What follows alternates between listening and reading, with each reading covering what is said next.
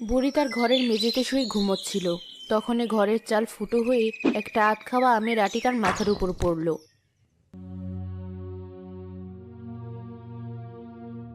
কে, কার এত বড় সাহস আমার বাড়িতে আমের আঁটি ছুঁড়ে মারে?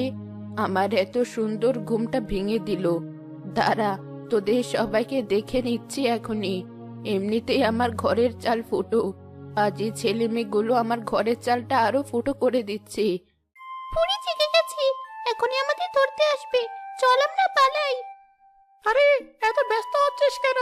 বুড়ি ওর লাঠি নিয়ে কোরাতে কোরাতে যতক্ষণে বের হবে ততক্ষণে আমরা বাড়ি পৌঁছে যাব। তা অবশ্য ঠিক বলেছিস, আস্তে ধীরেই যাই, তবে এত তাড়াহুড়ো করার কিছু নেই। না, আজ আর আমরা যাব না। আমরা বুড়ির সাথে আরো মজা নিব। 2 দিন পর পরই তো মজা নেই আমরা বুড়ির সাথে, আবার কি মজা? দাঁড়া, বুড়ি বের হোক, তারপর দেখাচ্ছে। শোন, তুই বাম পাশের ঝোপটাতে লুকিয়ে থাকবি, আর আমি ডান পাশের ঝোপে। আমি যখন শীষ বাজাবো তখনই বুঝবি আমি তোকে বের হতে বলছি। তখন তুই বের হবি, আবার শীষ বাজালে ভেতরে ঢুকে পড়বি। ঠিক আছে, আমি লুকোচ্ছি।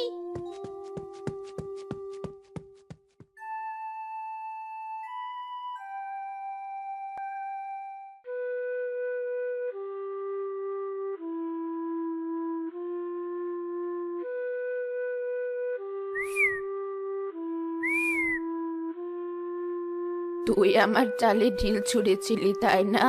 দাঁড়া, তোকে দেখাচ্ছি। ওই তো রাজু আবার শীষ বাজিয়েছে। যাই, আমি ঝোপের ভিতর লুকোই আবার। আ, আমার গায়ে ঢিল কে ছুড়লো? ওদিক থেকে শীষ বাজানোর শব্দ শুনলাম। আরেক বানর মনে হয় ওখানে লুকিয়ে আছে। যাই, আগে ওটাকে ধরি। রাজু আবার শীষ বাজিয়ে আমাকে বের হতে বলছে। যাই, আমি বের হই।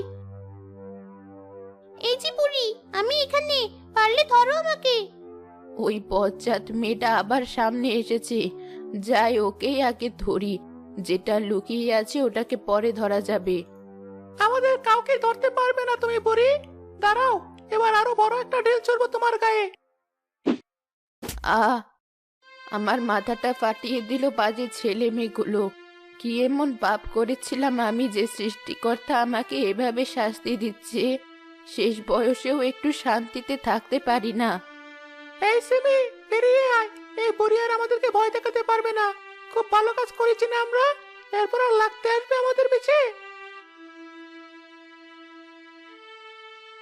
না না, আমি আর কারো